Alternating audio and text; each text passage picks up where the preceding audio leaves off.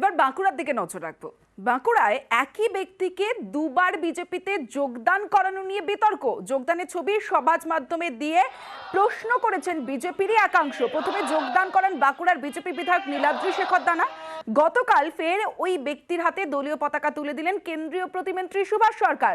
ঘটনায় অস্বস্তিতে বিজেপির জেলা নেতৃত্ব। গত 31 তারিখে প্রোগ্রাম ছিল, সেখানে শেখ শামীমকে যোগদান করানো হয়। সেখানে জেলা সভাপতি উপস্থিত ছিল এবং নীলাদ্রি দানা উপস্থিতিতে এটা যোগদানটা করা হয়। চন্দনা বাউরি ছিল উপস্থিত। আবার যখন শুনি গতকাল যোগদান করানো হয়েছে, একই ব্যক্তিকে দুবার করে কিভাবে যোগদান করাতে পারে? আমরা বহুদিন ধরে দেখতে পাচ্ছি দলের মধ্যে একটা বেনিয়ম চলছে। সংগঠনটাকে একদম শেষ করে দিয়ে কিছু লোকের স্বার্থ সিদ্ধি করার জন্য এই তারা পরিচালনা করছে। আমরা রাজ্য থেকে বহুবার জানিয়েছি, আমাদের কোন কথায় কর্ণপাত করেনি। আমরা এটাকে তাদেরকে সজাগ করার জন্যই আজকে এই পোস্টটা করতে বাধ্য হয়েছি। শেখ শামীম তো আমাদেরই বিধায়কের হাত দিয়ে যোগদান করেছে, তারপরে সেদিন আমাকে সামনে পেয়েছে, তার হতেই পারে যে শিক্ষা প্রতিমন্ত্রীর হাতে পতাকা নেবে, এটাই করেছে। কিন্তু অপরাধের কি আছে? একই দলে তো আছে।